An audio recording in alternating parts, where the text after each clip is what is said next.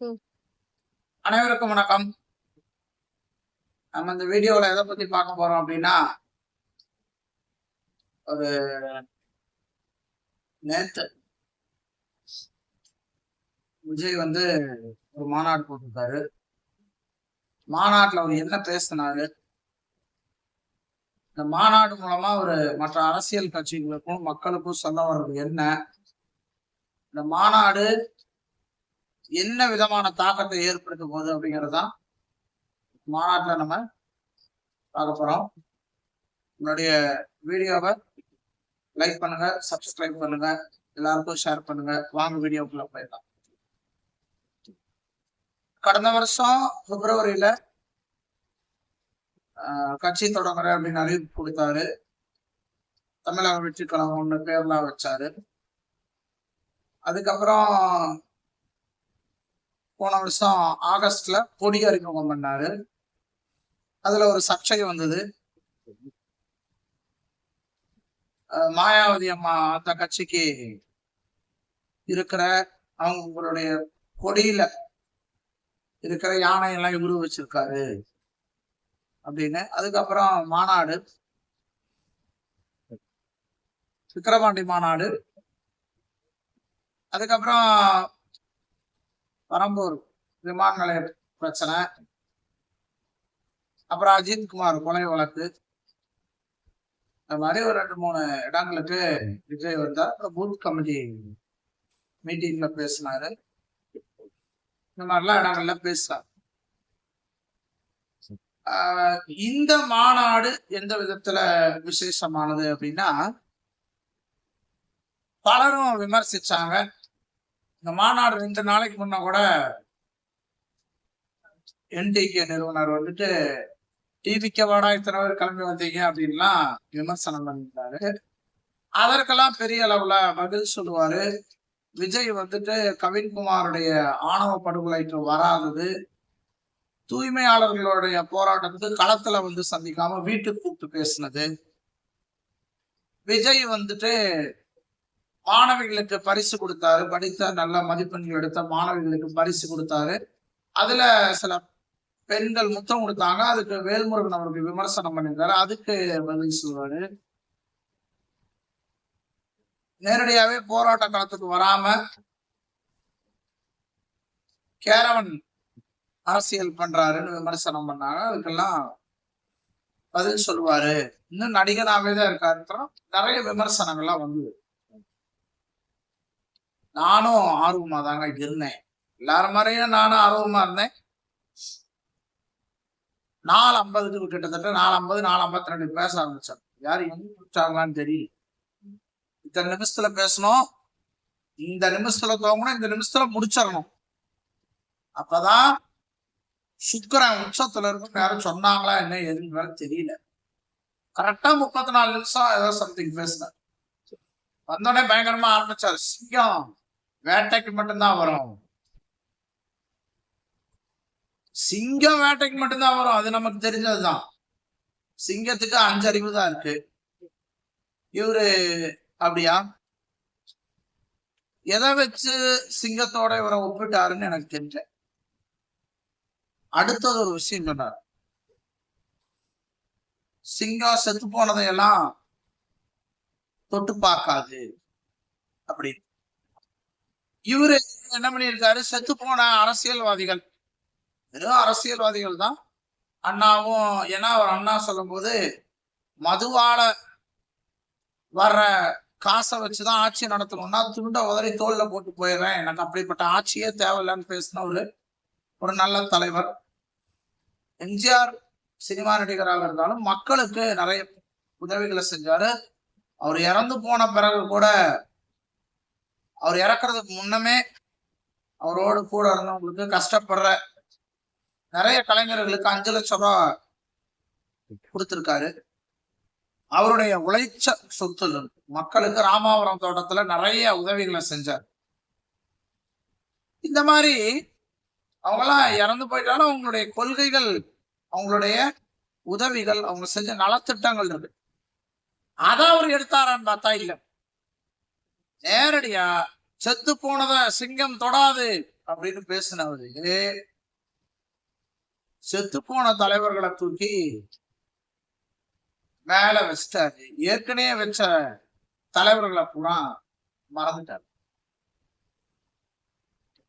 அடுத்து என்ன பேசியிருக்காரு அப்படின்னா, மக்கள் எல்லாருமே மக்களோட ஒவ்வொரு வீட்டுக்குள்ளேயும் போன பிறகுதான் நான் கட்சி தொடங்கினேன். அதனாலதான் ஒருவேளை அவங்க வீட்டுக்குள்ளேயே இருக்காரு. நான் தான் எல்லாரும் வீட்டுக்குள்ளேயும் போயிட்டு வந்துட்டேனே. அதாவது விஜய் அவர்களுக்கு நான் சொல்றது என்னன்னா, அவர் வீட்டுக்குள்ள ஒவ்வொரு வீட்டுக்குள்ளேயும் போனாருங்கிறது உண்மைதான். சினிமா நடிகனா வீட்டுக்குள்ள போனார், ஹீரோவா வீட்டுக்குள்ள போனார். அரசியல்வாதியா யார் வீட்டுக்குள்ளேயும் போன மாதிரி எனக்கு தெரியலையே. அவருடைய மாநாடுல ஸ்டாலினா அங்கிள்னு விமர்சனம் பண்ணாரு, மோடிய ஜின்னு விமர்சனம் பண்றாரு. இவரை எல்லாரும் என்னன்னு விமர்சனம் பண்றாங்க தெரியுமா? கேரவன் ஹீரோ அப்படின்னு விமர்சனம் பண்ணிட்டு இருக்காங்க. அரசியல்ல எல்லாரும் வீட்டுக்குள்ளேயும் போகணும்னா மக்கள் பிரச்சனையை பேசணும், கேமரா முன்னாடி இல்ல, கேரவன்ல உக்காந்துக்கிட்டு இல்ல, தெருவுல அடிக்கிற வெயில்ல கொளுத்துற வெயில்ல மக்களோட மக்களாக நின்று மக்களுடைய அரசியலை பேசும்போதுதான் ஒவ்வொருத்தவங்க வீட்டுக்குள்ளேயும் போக முடியும். ஒவ்வொருத்தவங்க வீட்டுக்குள்ள போனாதான் ஒவ்வொருத்தவங்களுடைய மனசுக்குள்ளேயும் போக முடியும். அதை விட்டுட்டு நான் ஒவ்வொருத்தவங்க வீட்டுக்குள்ளேயும் போயிட்டேன்னா அது மொட்டையா சொன்னோம்னா அது தப்பா போயிருக்கு. திருடனும் தான் எல்லாரும் வீட்டுக்குள்ளேயும் போறான், கொள்ளக்காரனும் தான் எல்லாரும் வீட்லயும் போறான், இது எக்ஸட்ரா எக்ஸட்ரா நிறைய பேரு பல பேர் வீட்டுக்குள்ள போறாங்க வர்றாங்க. அதெல்லாம் நம்ம சொல்லிட்டு வந்தோம்னா நல்லா இருக்காது. அதனால அவர் பேசின 90% வார்த்தைகள் தப்பா இருக்கு. சிங்கம் வேட்டைக்கு தான் வரும்னாரு. சிங்கம் இதென்ன காடா? இங்கெல்லாம் வாழ்றவங்க எல்லாம் நம்ம மக்கள் இல்லையா? அது ஒண்ணு.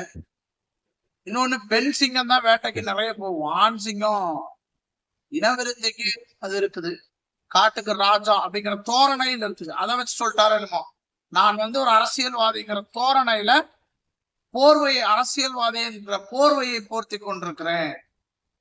வேட்டைக்கு போறது என்னமோ பெண் சிங்கம் தானே, நான் போர்வையை போர்த்திக்கிட்டு இருக்கலாம் ஆண் சிங்கம். அந்த மாதிரி அவரு சொல்லிட்டாரான்னு தெரியல. இவர் மேல் வைக்கப்பட்ட விமர்சனங்கள் எந்த ஒரு விமர்சனத்துக்குமே இவரு பதில் சொல்லல. ஏன் நான் வீட்டை விட்டு வெளியில வரல அதுக்கு பதில் சொல்லல. அவர் வந்தாதானே பதில் சொல்லுவாரு.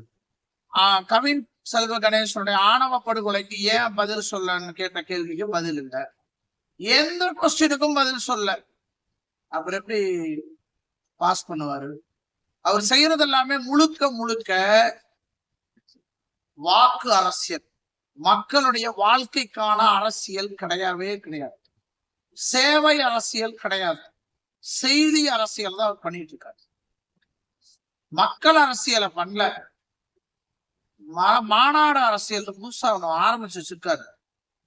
150 கோடி மக்களுக்கு அடிப்படை பிரச்சனை, இலவச கல்வி, இலவச மருத்துவமனைய அவருடைய படத்துல பேசியிருப்பாரு. பெருசல் எல்லாம் அங்க அவ்வளவு வரி வாங்குறாங்க, இவ்வளவு வரி வாங்குறாங்க, இவங்க என்ன இலவச மருத்துவமனை இது கொடுத்தாங்களா? சிங்கப்பூரை பத்தி எல்லாம் பேசினாரு. மருத்துவமனையெல்லாம் கட்டி இலவசமா மருத்துவம் பண்றேன்னாரு. அது நடிப்பா? நடிப்புது. அரசியலுக்கு வந்த பிறகுதான் தெரிஞ்சது உண்மையாகவே அது நடிப்புக்காக பேசப்பட்ட வசனங்கள் தான். காசுக்காக காசாக்குறதுக்காக பேசின வசனங்கள். இதுல இது வெறும் கூட்டம் கிடையாது. எல்லாம் நாளைக்கு மாறும் ஓட்டா, எதிர்கட்சிகளுக்கு வேட்டா, ஆட்சியை பிடிக்க போறதுக்கு ரூட்டா, எல்லாரும் இவரை சொல்றாங்க. ரொம்ப சினிமா வசனம் பேசுறாரு நீட்டா. என்னது 35 நிமிஷம் பேசுறதுக்கு 150 கோடி. இந்த 150 கோடியில எத்தனை ஆயிரம் குடும்பங்களை வாழ வச்சிருக்கலாம் தெரியுமா? எத்தனை ஆயிரம் குடும்பங்களை வாழ வச்சிருக்க. இவரு படிச்ச பிள்ளைகளுக்கு அவார்டு கொடுத்தாரு. அந்த இடத்துல சில பெண்கள் முத்தம் கொடுத்தாங்க. எல்லாம் பருவம் வந்த பெண்கள். இவருக்குள்ள யாரையாவது ஒரு ஹீரோ, இவரோட பெரிய ஹீரோலாம் இருக்காங்க, சல்மான் கான், ஷாருக் கான். யாராவது முத்தம் கொடுத்தா ஒத்துக்குவாரா?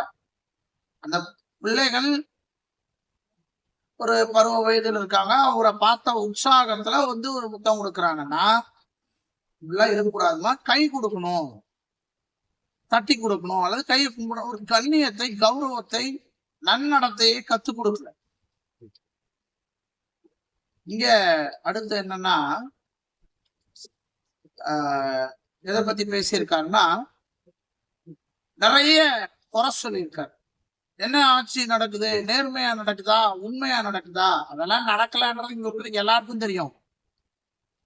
இவர் எப்படி ஆட்சியை நேர்மையாகவும் உண்மையாகவும் கண்ணியமாகவும் மக்களுக்கு ஏற்ற விதத்துல ஆட்சி நடத்துவார் அப்படிங்கிறத சொல்லல.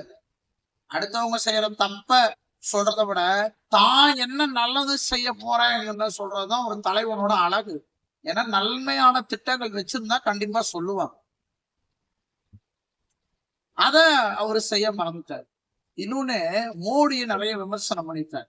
வரப்போறது சட்டமன்ற தேர்தல், நாடாளுமன்ற தேர்தல் பிரச்சார கூட்டமா இருந்தது பாக்குறது. இது பெண்களுக்கு நான் பாதுகாப்பு கொடுப்பேன். என்ன மாதிரியான பாதுகாப்பு கொடுப்பீங்க? ஒரு தலைவர் சொன்னாரு, பெண்ணை தொட்டா அவனுடைய ரேஷன் கார்டை ரத்து பண்ணுவேன், அவனுடைய குடும்பத்தை அரசியல் சம்பந்தமா, அதாவது அரசாங்கம் கொடுக்கிற எந்த ஒரு சலுகைகளும் அவனுக்கு கிடைக்காது, ஆயுள் முழுவதும் சிறை தண்டனை, இந்த மாதிரி பல திட்டங்களை நான் கொண்டு வருவேன், கடுமையான சட்ட திட்டங்கள் தான் பெண்களுக்கு பாதுகாப்பை உறுதிப்படுத்தும் மாதிரி சொன்னார்.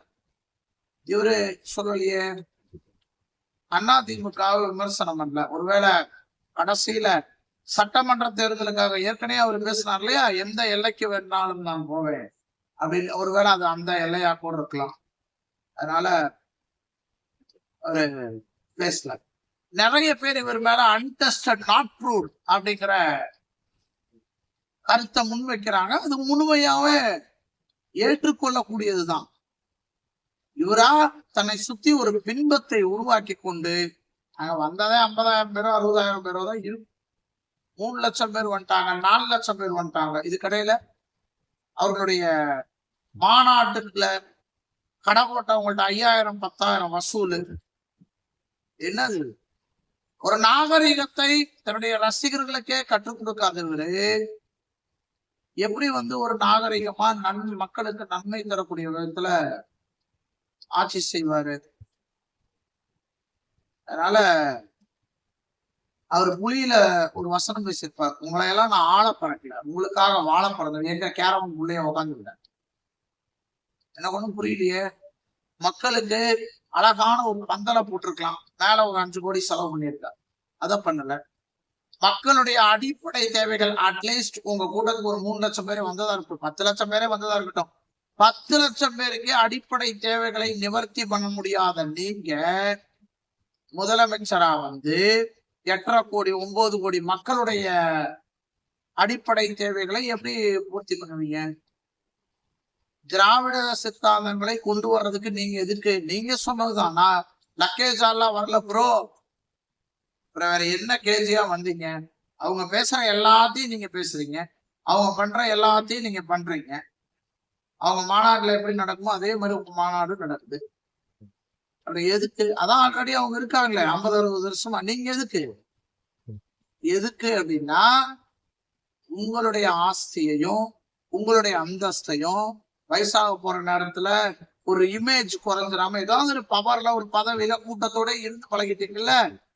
அதனால தியேட்டர்ல பால் ஊத்துனாங்க, இனிமே நீங்க யாருக்கு பால் ஊத்த போறீங்களோ அது தெரியல. இனிமே நீங்க வர்றப்ப உங்க காரை சுத்தி கொடி ஆட்டுறதுக்கு, 10 பேர் கோஷம் போடுறதுக்கு, உங்களுடைய போட்டோ வச்சு பால் ஊத்துறது குறைஞ்சிடக்கூடாதுல, பால் ஊத்துற மக்கள் குறைஞ்சிட, கூட்டம் குறைஞ்சிடக்கூடாதுல. அதுக்குதான் அரசியல். இன்னொன்னு கடைசியா ஒண்ணு சொல்லிக்க விரும்புறேன். மதிப்புக்குரிய வணக்கத்துக்குரிய ஐயா விஜயகாந்த் அவர்களை பத்தி எல்லாம் அவர் பேசுறதுக்கு ஒரு தகுதியே கிடையாது. அவருடைய செந்தூர பாண்டியன் படத்தின் மூலமா அவங்களுடைய அப்பா SIC ஐயா போய் கேக்குறாங்க, அவரு மேல இருந்த மதிப்புல 18 படம் கேப்டன் விஜயகாந்த் அவர்களுக்கு பண்ணியிருக்காங்க. அப்போ எத்தனை படம் பண்ணாங்கன்றது நமக்கு தெரியல. அதாவது செந்தூர பாண்டியன் வர்றப்ப அது எத்தனாவது படம் என்னன்னு தெரியல. அப்ப போய் என்னுடைய பையனுக்காக நீங்க நடிச்சு கொடுக்கணும்னு விஜயகாந்த் சாரோட வீட்லயே போய் கேட்டதாக விஜயகாந்த் சார் அப்ப விஜயகாந்த் சார் சொன்னாரா, நீங்க ஒரு வார்த்தை சொல்லியிருந்தா நானே நேர்ல வந்திருப்பேன். அப்ப விஜய்க்கு ஒரு இடத்துல தலையில அடிபட்டுறது. அப்ப விஜயகாந்த் கேட்டாராம், எதுக்கு அந்த பையனை போய் ஃபைட் பண்ண விட்டீங்க? நான் தான் இருக்கேன்ல, அந்த பையனுக்கு இப்ப பாருங்க அடிபட்டுருச்சுன்னு ஒரு அன்போடும் அக்கறையோடும் இருக்க. நான் முரட்டு பையன் அவர் அப்படி இல்லை, அவரை போய் கஷ்டப்படுத்தாதீங்க அப்படின்னு அன்பாகவும் அக்கறையாகவும் சொல்லியிருக்காங்க. உங்களுடைய கெரியருக்கே உங்களுடைய உச்சத்துக்கு உறுதுணையாயிருந்தவர், முதல் படியாயிருந்தவர் கேப்டன்.